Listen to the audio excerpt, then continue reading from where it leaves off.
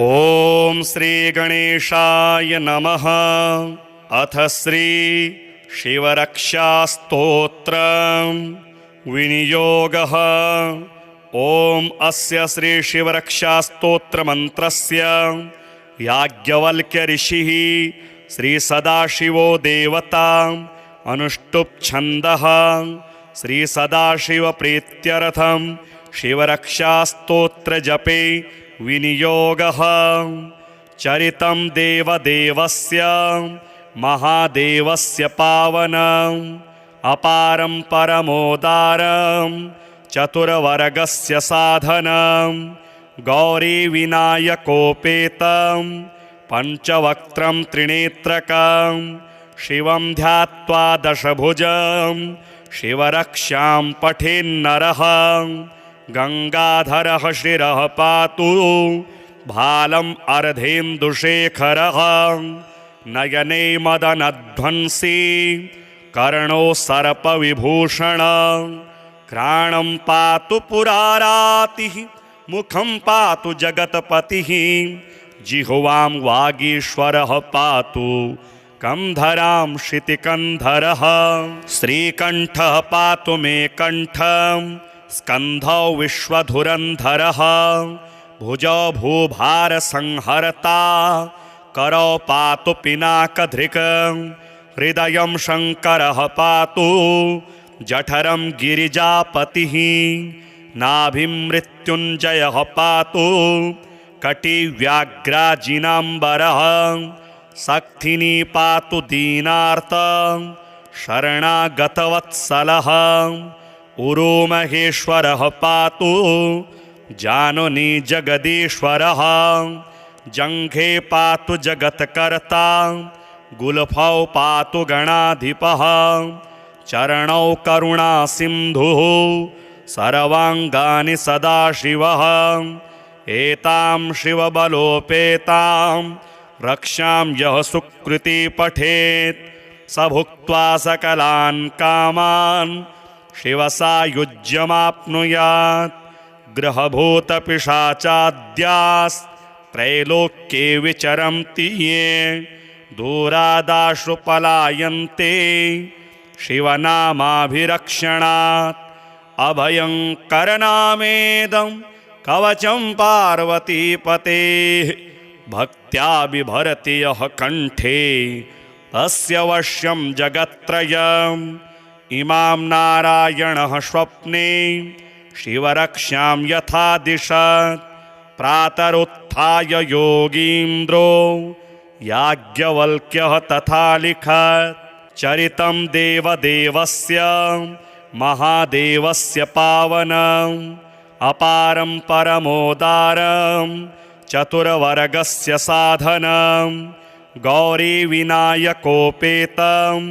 पञ्चवक्त्रं त्रिनेत्रकं शिवं ध्यात्वा दशभुजं शिवरक्षां पठेन्नरः। गंगाधरः शिरः पातु भालम् अर्धेन्दुशेखरः नयने मदनध्वंसी कर्णो सर्पविभूषण घ्राणं पातु पुरारातिः मुखं पातु जगत्पतिः जिह्वां वागीश्वरः पातु कंधरां क्षितिकन्धरः। श्रीकण्ठः पातु मे कण्ठं स्कन्धौ विश्वधुरन्धरः भुजौ भूभारसंहर्ता करौ पातु पिनाकधृक् हृदयं शङ्करः पातु जठरं गिरिजापतिः नाभिं मृत्युञ्जयः पातु कटिव्याघ्राजिनाम्बरः सक्थिनी पातु दीनार्त शरणागतवत्सलः उरुमहेश्वरः पातु जानुनी जगदीश्वरः जङ्घे पातु जगत्कर्ता गुल्फौ पातु गणाधिपः चरणौ करुणासिन्धुः सर्वाङ्गानि सदाशिवः एतां शिवबलोपेतां रक्षां यः सुकृती पठेत् स भुक्त्वा सकलान् कामान् शिवसायुज्यमाप्नुयात् ग्रहभूतपिशाचाद्यास्त्रैलोक्ये विचरन्ति ये दूरादाशु पलायन्ते शिवनामाभिरक्षणात् अभयङ्करनामेदं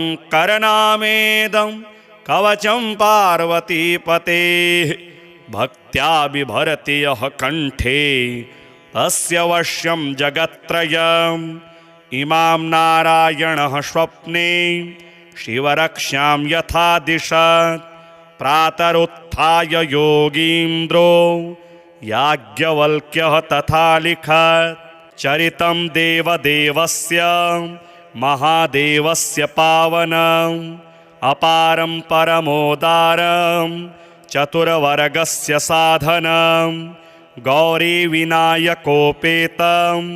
पञ्चवक्त्रं त्रिनेत्रकं शिवं ध्यात्वा दशभुजं शिवरक्षां पठेन्नरः गङ्गाधरः शिरः पातु भालम् अर्धेन्दुशेखरः नयने मदनध्वंसी कर्णो सर्पविभूषण घ्राणं पातु पुरारातिः मुखं पातु जगत्पतिः जिह्वां वागीश्वरः पातु कंधरां शितिकन्धरः श्रीकण्ठः पातु मे कण्ठं स्कन्धौ विश्वधुरन्धरः भुजौ भूभारसंहर्ता करौ पातु पिनाकधृक् हृदयं शङ्करः पातु जठरं गिरिजापतिः नाभिं मृत्युञ्जयः पातु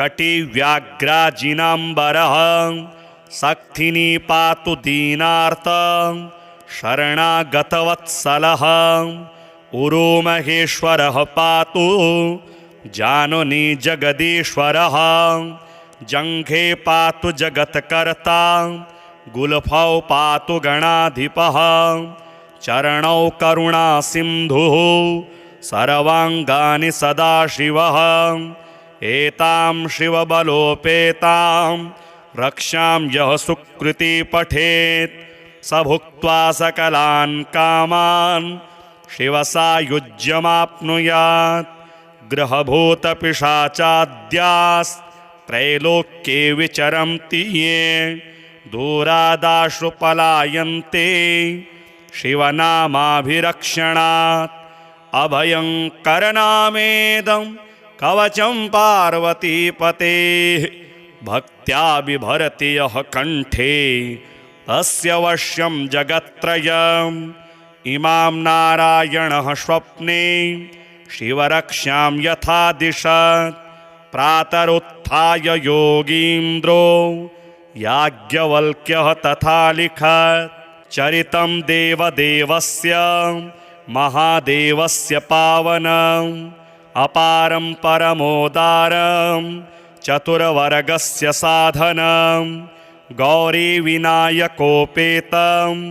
पञ्चवक्त्रं त्रिनेत्रकं शिवं ध्यात्वा दशभुजं शिवरक्षां पठेन्नरः गङ्गाधरः शिरः पातु भालम् अर्धेन्दुशेखरः नयने मदनध्वंसी कर्णो सर्पविभूषण घ्राणं पातु पुरारातिः मुखं पातु जगत्पतिः जिह्वां वागीश्वरः पातु कंधरां शितिकन्धरः श्रीकण्ठः पातु मे कण्ठं स्कन्धौ विश्वधुरन्धरः भुजौ भूभारसंहर्ता करौ पातु पिनाकधृक् हृदयं शङ्करः पातु जठरं गिरिजापतिः नाभिं मृत्युञ्जयः पातु कटिव्याघ्राजिनाम्बरः सक्थिनी पातु दीनार्त शरणागतवत्सलः उरोमहेश्वरः पातु जानुनी जगदीश्वरः जङ्घे पातु जगत्कर्ता गुल्फौ पातु गणाधिपः चरणौ करुणासिन्धुः सर्वाङ्गानि सदाशिवः एतां शिवबलोपेतां रक्षां यः सुकृती पठेत् स भुक्त्वा सकलान् कामान् शिवसायुज्यमाप्नुयात्। ग्रहभूतपिशाचाद्यास्त्रैलोक्ये विचरन्ति ये दूरादाशु पलायन्ते शिवनामाभिरक्षणात्। अभयङ्करनामेदं कवचं पार्वतीपतेः भक्त्या बिभरति यः कण्ठे तस्य वश्यं जगत्त्रयम्। इमां नारायणः स्वप्ने शिवरक्षां यथा दिशत् प्रातरुत्थाय योगीन्द्रो याज्ञवल्क्यः तथा लिखत्। चरितं देवदेवस्य महादेवस्य पावनम् अपारं परमोदारं चतुर्वर्गस्य साधनं गौरीविनायकोपेतं पञ्चवक्त्रं त्रिनेत्रकं शिवं ध्यात्वा दशभुजं शिवरक्षां पठेन्नरः। गङ्गाधरः शिरः पातु भालम् अर्धेन्दुशेखरः नयने मदनध्वंसी कर्णो सर्पविभूषण।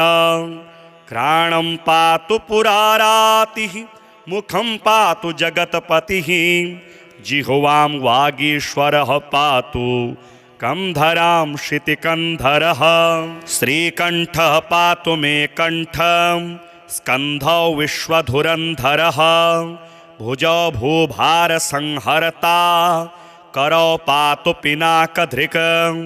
हृदयं शङ्करः पातु जठरं गिरिजापतिः नाभिं मृत्युञ्जयः पातु कटिव्याघ्राजिनाम्बरः।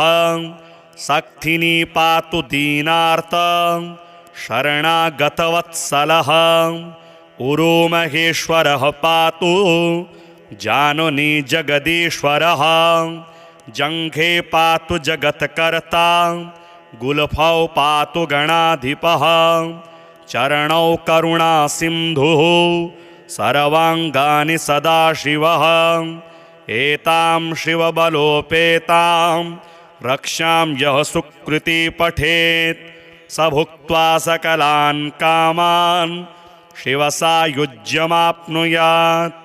ग्रहभूतपिशाचाद्यास्त्रैलोक्ये विचरन्ति ये दूरादाशु पलायन्ते शिवनामाभिरक्षणात्। अभयङ्करनामेदं कवचं पार्वतीपतेः भक्त्या बिभरति यः कण्ठे तस्य वश्यं जगत्त्रयम्।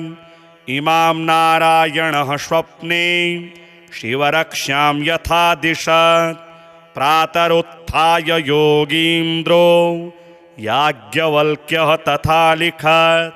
चरितं देवदेवस्य महादेवस्य पावनम् अपारं परमोदारं चतुर्वर्गस्य साधनं गौरीविनायकोपेतं पञ्चवक्त्रं त्रिनेत्रकं शिवं ध्यात्वा दशभुजं शिवरक्षां पठेन्नरः। गङ्गाधरः शिरः पातु भालम् अर्धेन्दुशेखरः नयने मदनध्वंसी कर्णो सर्पविभूषण। घ्राणं पातु पुरारातिः मुखं पातु जगत्पतिः जिह्वां वागीश्वरः पातु कंधरां शितिकन्धरः। श्रीकण्ठः पातु मे कण्ठं स्कन्धौ विश्वधुरन्धरः भुजौ भूभारसंहर्ता करौ पातु पिनाकधृक्। हृदयं शङ्करः पातु जठरं गिरिजापतिः नाभिं मृत्युञ्जयः पातु कटिव्याघ्राजिनाम्बरः। सक्थिनी पातु दीनार्त शरणागतवत्सलः उरोमहेश्वरः पातु जानुनी जगदीश्वरः। जङ्घे पातु जगत्कर्ता गुल्फौ पातु गणाधिपः चरणौ करुणासिन्धुः सर्वाङ्गानि सदाशिवः एतां शिवबलोपेतां रक्षां यः सुकृती पठेत् स भुक्त्वा सकलान् कामान् शिवसायुज्यमाप्नुयात् ग्रहभूतपिशाचाद्यास्त्रैलोक्ये विचरन्ति ये दूरादाशु पलायन्ते शिवनामाभिरक्षणात् अभयङ्करनामेदं कवचं पार्वतीपतेः भक्त्या बिभरति यः कण्ठे तस्य वश्यं जगत्त्रयम् इमां नारायणः स्वप्ने शिवरक्षां यथा दिशत् प्रातरुत्थाय योगीन्द्रो याज्ञवल्क्यः तथा लिखत् चरितं देवदेवस्य महादेवस्य पावनम् अपारं परमोदारं चतुर्वर्गस्य साधनं गौरीविनायकोपेतं पञ्चवक्त्रं त्रिनेत्रकं शिवं ध्यात्वा दशभुजं शिवरक्षां पठेन्नरः गङ्गाधरः शिरः पातु भालम् अर्धेन्दुशेखरः नयने मदनध्वंसी कर्णो सर्पविभूषण घ्राणं पातु पुरारातिः मुखं पातु जगत्पतिः जिह्वां वागीश्वरः पातु कंधरां शितिकन्धरः श्रीकण्ठः पातु मे कण्ठं स्कन्धौ विश्वधुरन्धरः भुजौ भूभारसंहर्ता करौ पातु पिनाकधृक् हृदयं शङ्करः पातु जठरं गिरिजापतिः नाभिं मृत्युञ्जयः पातु कटिव्याघ्राजिनाम्बरः सक्थिनी पातु दीनार्त शरणागतवत्सलः उरोमहेश्वरः पातु जानुनी जगदीश्वरः जङ्घे पातु जगत्कर्ता गुल्फौ पातु गणाधिपः चरणौ करुणासिन्धुः सर्वाङ्गानि सदाशिवः एतां शिवबलोपेतां रक्षां यः सुकृती पठेत् स भुक्त्वा सकलान् कामान् शिवसायुज्यमाप्नुयात् ग्रहभूतपिशाचाद्यास्त्रैलोक्ये विचरन्ति ये दूरादाशु पलायन्ते शिवनामाभिरक्षणात् अभयङ्करनामेदं कवचं पार्वतीपतेः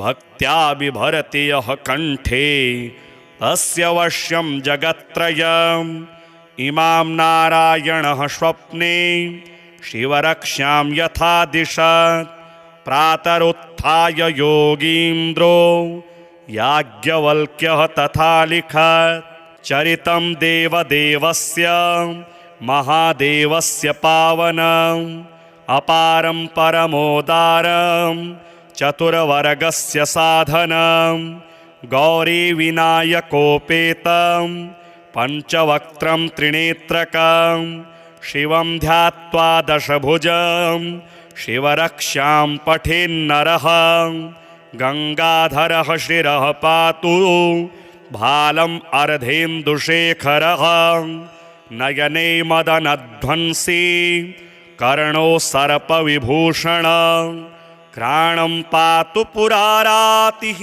मुखं पातु जगत्पतिः जिह्वां वागीश्वरः पातु कंधरां शितिकन्धरः श्रीकण्ठः पातु मे कण्ठं स्कन्धौ विश्वधुरन्धरः भुजौ भूभारसंहर्ता करौ पातु पिनाकधृक् हृदयं शङ्करः पातु जठरं गिरिजापतिः नाभिं मृत्युञ्जयः पातु कटिव्याघ्राजिनाम्बरः सक्थिनी पातु दीनार्त शरणागतवत्सलः उरो महेश्वरः पातु जानुनी जगदीश्वरः जङ्घे पातु जगत्कर्ता गुल्फौ पातु गणाधिपः चरणौ करुणासिन्धुः सर्वाङ्गानि सदाशिवः एतां शिवबलोपेतां रक्षां यः सुकृती पठेत् स भुक्त्वा सकलान् कामान् शिवसायुज्यमाप्नुयात् ग्रहभूतपिशाचाद्यास्त्रैलोक्ये विचरन्ति ये दूरादाशु पलायन्ते शिवनामाभिरक्षणात् अभयङ्करनामेदं कवचं पार्वतीपतेः भक्त्या बिभरति यः कण्ठे तस्य वश्यं जगत्त्रयम् इमां नारायणः स्वप्ने शिवरक्षां यथा दिशत् प्रातरुत्थाय योगीन्द्रो याज्ञवल्क्यः तथा लिखत् चरितं देवदेवस्य महादेवस्य पावनम् अपारं परमोदारं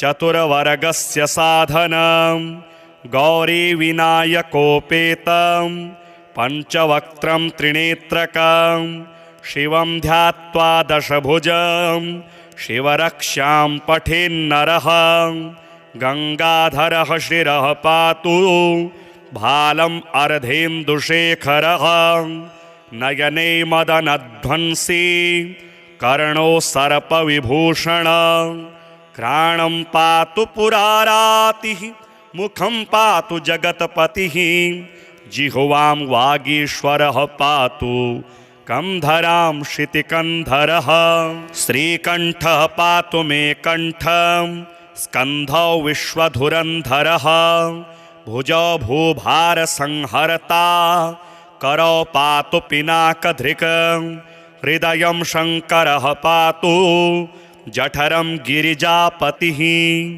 नाभिं मृत्युञ्जयः पातु कटिव्याघ्राजिनाम्बरः सक्थिनी पातु दीनार्त शरणागतवत्सलः उरो महेश्वरः पातु जानुनी जगदीश्वरः जङ्घे पातु जगत्कर्ता गुल्फौ पातु गणाधिपः चरणौ करुणासिन्धुः सर्वाङ्गानि सदाशिवः एतां शिवबलोपेतां रक्षां यः सुकृती पठेत् स भुक्त्वा सकलान् कामान् शिवसायुज्यमाप्नुयात् ग्रहभूतपिशाचाद्यास्त्रैलोक्ये विचरन्ति ये दूरादाशु पलायन्ते शिवनामाभिरक्षणात्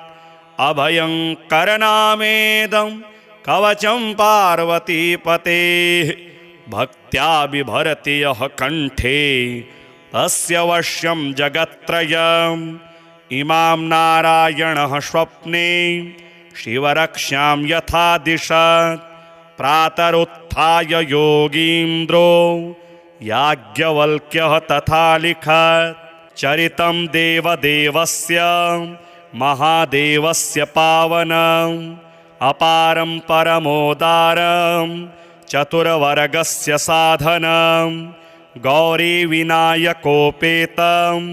पञ्चवक्त्रं त्रिनेत्रकं शिवं ध्यात्वा दशभुजं शिवरक्षां पठेन्नरः गङ्गाधरः शिरः पातु भालम् अर्धेन्दुशेखरः नयने मदनध्वंसी कर्णो सर्पविभूषण घ्राणं पातु पुरारातिः मुखं पातु जगत्पतिः जिह्वां वागीश्वरः पातु कंधरां शितिकन्धरः श्रीकण्ठः पातु मे कण्ठं स्कन्धौ विश्वधुरन्धरः भुजौ भूभारसंहर्ता करौ पातु पिनाकधृक् हृदयं शङ्करः पातु जठरं गिरिजापतिः नाभिं मृत्युञ्जयः पातु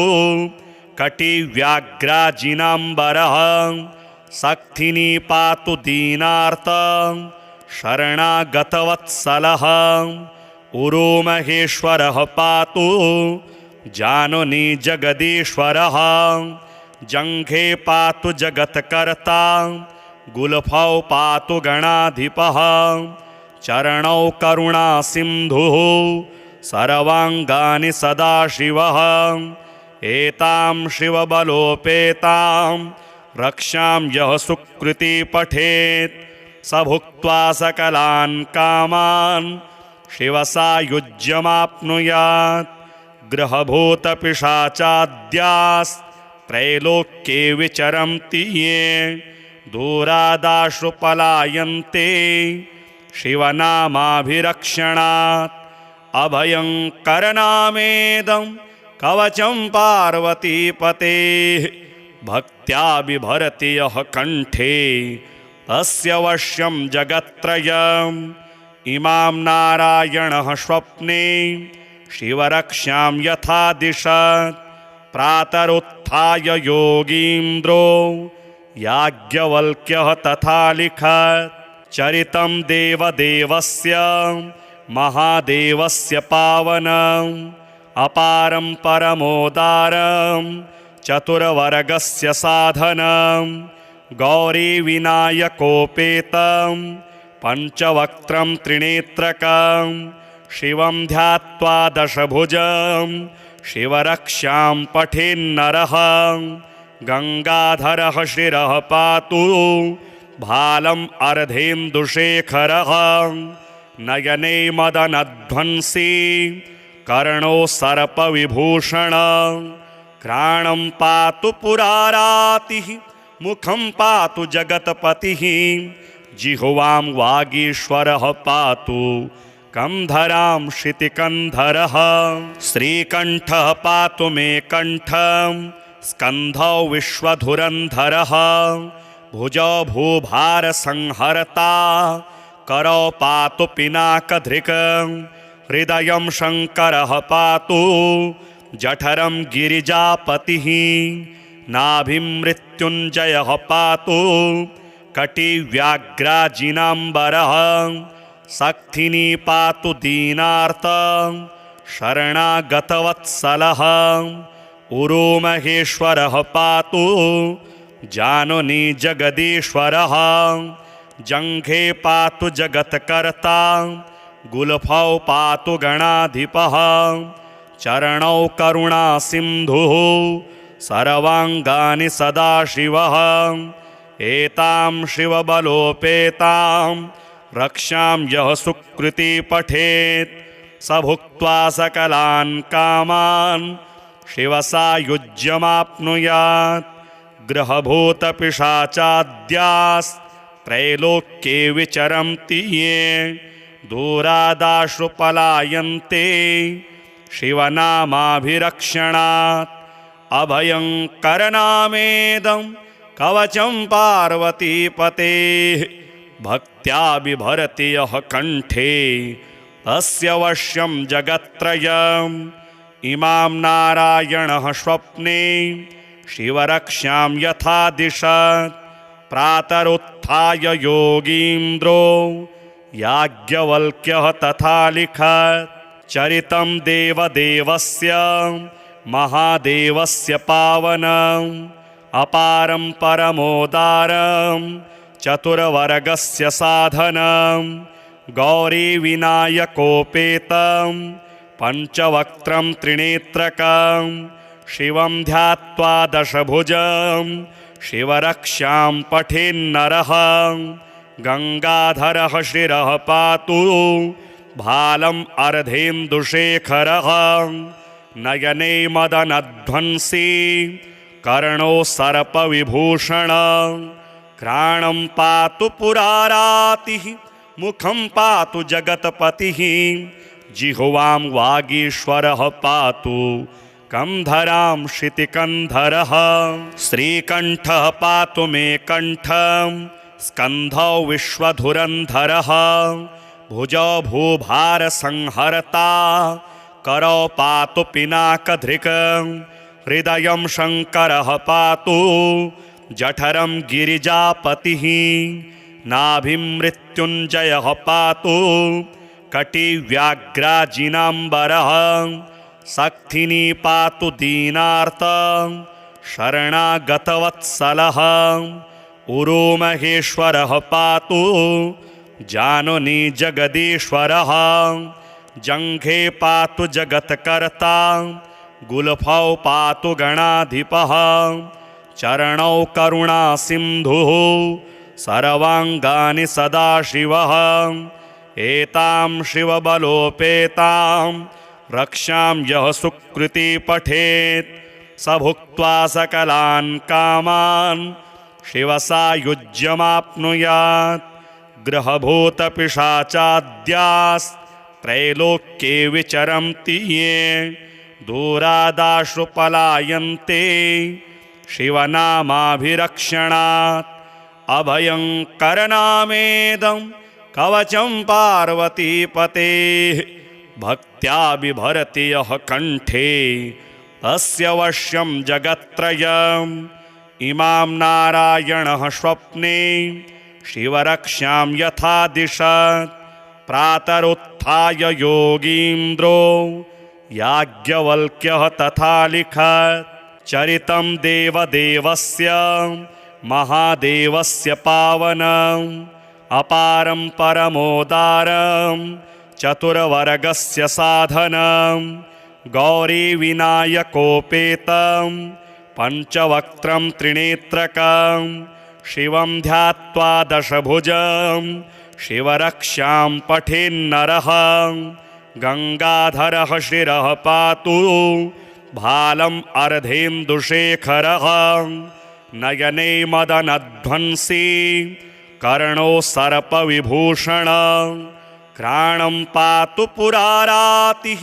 मुखं पातु जगत्पतिः जिह्वां वागीश्वरः पातु कंधरां शितिकन्धरः श्रीकण्ठः पातु मे कण्ठं स्कन्धौ विश्वधुरन्धरः भुजौ भूभारसंहर्ता करौ पातु पिनाकधृक् हृदयं शङ्करः पातु जठरं गिरिजापतिः नाभिं मृत्युञ्जयः पातु कटिव्याघ्राजिनाम्बरः सक्थिनी पातु दीनार्त शरणागतवत्सलः उरोमहेश्वरः पातु जानुनी जगदीश्वरः जङ्घे पातु जगत्कर्ता गुल्फौ पातु गणाधिपः चरणौ करुणासिन्धुः सर्वाङ्गानि सदाशिवः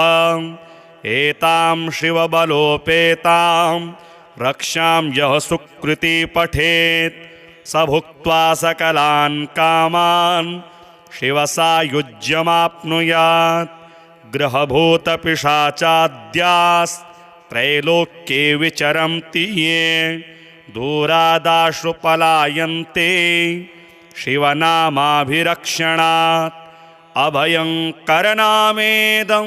कवचं पार्वतीपतेः भक्त्या बिभरति यः कण्ठे तस्य वश्यं जगत्त्रयम् इमां नारायणः स्वप्ने शिवरक्षां यथा दिशत् प्रातरुत्थाय योगीन्द्रो याज्ञवल्क्यः तथा लिखत् चरितं देवदेवस्य महादेवस्य पावनम् अपारं परमोदारं चतुर्वर्गस्य साधनं गौरीविनायकोपेतं पञ्चवक्त्रं त्रिनेत्रकं शिवं ध्यात्वा दशभुजं शिवरक्षां पठेन्नरः गङ्गाधरः शिरः पातु भालम् अर्धेन्दुशेखरः नयने मदनध्वंसी कर्णो सर्पविभूषण घ्राणं पातु पुरारातिः मुखं पातु जगत्पतिः जिह्वां वागीश्वरः पातु कंधरां शितिकन्धरः श्रीकण्ठः पातु मे कण्ठं स्कन्धौ विश्वधुरन्धरः भुजौ भूभारसंहर्ता करौ पातु पिनाकधृक् हृदयं शङ्करः पातु जठरं गिरिजापतिः नाभिं मृत्युञ्जयः पातु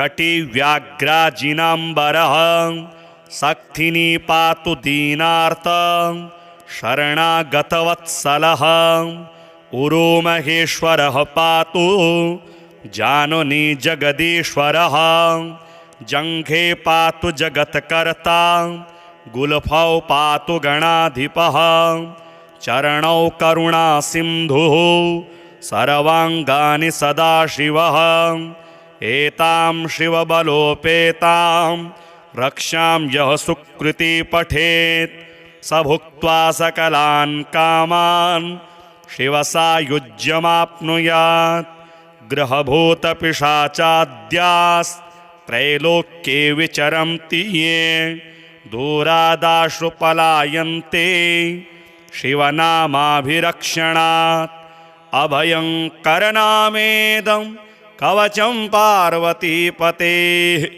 भक्त्या बिभरति यः कण्ठे तस्य वश्यं जगत्त्रयम् इमां नारायणः स्वप्ने शिवरक्ष्यां यथा दिशत् प्रातरुत्थाय योगीन्द्रो याज्ञवल्क्यः तथा लिखत् चरितं देवदेवस्य महादेवस्य पावनम् अपारं परमोदारं चतुर्वर्गस्य साधनं गौरीविनायकोपेतं पञ्चवक्त्रं त्रिनेत्रकं शिवं ध्यात्वा दशभुजं शिवरक्ष्यां पठेन्नरः गङ्गाधरः शिरः पातु भालम् अर्धेन्दुशेखरः नयने मदनध्वंसी कर्णो सर्पविभूषण घ्राणं पातु पुरारातिः मुखं पातु जगत्पतिः जिह्वां वागीश्वरः पातु कंधरां शितिकन्धरः श्रीकण्ठः पातु मे कण्ठं स्कन्धौ विश्वधुरन्धरः भुजौ भूभारसंहर्ता करौ पातु पिनाकधृक् हृदयं शङ्करः पातु जठरं गिरिजापतिः नाभिं मृत्युञ्जयः पातु कटिव्याघ्राजिनाम्बरः सक्थिनी पातु दीनार्त शरणागतवत्सलः उरोमहेश्वरः पातु जानुनी जगदीश्वरः जङ्घे पातु जगत्कर्ता गुल्फौ पातु गणाधिपः चरणौ करुणासिन्धुः सर्वाङ्गानि सदाशिवः एतां शिवबलोपेतां रक्षां यः सुकृती पठेत् स भुक्त्वा सकलान् कामान् शिवसायुज्यमाप्नुयात् ग्रहभूतपिशाचाद्यास्त्रैलोक्ये विचरन्ति ये दूरादाशु पलायन्ते शिवनामाभिरक्षणात् अभयङ्करनामेदं कवचं पार्वतीपतेः भक्त्या बिभरति यः कण्ठे तस्य वश्यं जगत्त्रयम् इमां नारायणः स्वप्ने शिवरक्ष्यां यथा दिशत् प्रातरुत्थाय योगीन्द्रो याज्ञवल्क्यः तथा लिखत् चरितं देवदेवस्य महादेवस्य पावनम् अपारं परमोदारं चतुर्वर्गस्य साधनं गौरीविनायकोपेतं पञ्चवक्त्रं त्रिनेत्रकं शिवं ध्यात्वा दशभुजं शिवरक्ष्यां पठेन्नरः गङ्गाधरः शिरः पातु भालम् अर्धेन्दुशेखरः नयने मदनध्वंसी कर्णो सर्पविभूषण घ्राणं पातु पुरारातिः मुखं पातु जगत्पतिः जिह्वां वागीश्वरः पातु कंधरां क्षितिकन्धरः। श्रीकण्ठः पातु मे कण्ठं स्कन्धौ विश्वधुरन्धरः। भुजौ भूभारसंहर्ता करौ पातु पिनाकधृक्। हृदयं शङ्करः पातु जठरं गिरिजापतिः। नाभिं मृत्युञ्जयः पातु कटिव्याघ्राजिनाम्बरः। सक्थिनी पातु दीनार्त शरणागतवत्सलः। उरोमहेश्वरः पातु जानुनी जगदीश्वरः। जङ्घे पातु जगत्कर्ता गुल्फौ पातु गणाधिपः। चरणौ करुणासिन्धुः सर्वाङ्गानि सदाशिवः। एतां शिवबलोपेतां रक्षां यः सुकृती पठेत् स भुक्त्वा सकलान् कामान् शिवसायुज्यमाप्नुयात्। ग्रहभूतपिशाचाद्यास्त्रैलोक्ये विचरन्ति ये दूरादाशु पलायन्ते शिवनामाभिरक्षणात्। अभयङ्करनामेदं कवचं पार्वतीपतेः। भक्त्या बिभरति यः कण्ठे तस्य वश्यं जगत्त्रयम्। इमां नारायणः स्वप्ने शिवरक्षां यथा दिशत्। प्रातरुत्थाय योगीन्द्रो याज्ञवल्क्यः तथा लिखत्। चरितं देवदेवस्य महादेवस्य पावनम्। अपारं परमोदारं चतुर्वर्गस्य साधनं। गौरीविनायकोपेतं पञ्चवक्त्रं त्रिनेत्रकं। शिवं ध्यात्वा दशभुजं शिवरक्षां पठेन्नरः। गङ्गाधरः शिरः पातु भालम् अर्धेन्दुशेखरः। नयने मदनध्वंसी कर्णो सर्पविभूषणं। घ्राणं पातु पुरारातिः मुखं पातु जगत्पतिः। जिह्वां वागीश्वरः पातु कंधरां क्षितिकन्धरः। श्रीकण्ठः पातु मे कण्ठं स्कन्धौ विश्वधुरन्धरः। भुजौ भूभारसंहर्ता करौ पातु पिनाकधृक्। हृदयं शङ्करः पातु जठरं गिरिजापतिः। नाभिं मृत्युञ्जयः पातु कटिव्याघ्राजिनाम्बरः। सक्थिनी पातु दीनार्त शरणागतवत्सलः। उरोमहेश्वरः पातु जानुनी जगदीश्वरः। जङ्घे पातु जगत्कर्ता गुल्फौ पातु गणाधिपः। चरणौ करुणासिन्धुः सर्वाङ्गानि सदाशिवः। एतां शिवबलोपेतां रक्षां यः सुकृती पठेत् स भुक्त्वा सकलान् कामान् शिवसायुज्यमाप्नुयात्। ग्रहभूतपिशाचाद्यास्त्रैलोक्ये विचरन्ति ये दूरादाशु पलायन्ते शिवनामाभिरक्षणात्। अभयङ्करनामेदं कवचं पार्वतीपतेः। भक्त्या बिभरति यः कण्ठे तस्य वश्यं जगत्त्रयम्। इमां नारायणः स्वप्ने शिवरक्षां यथा दिशत्।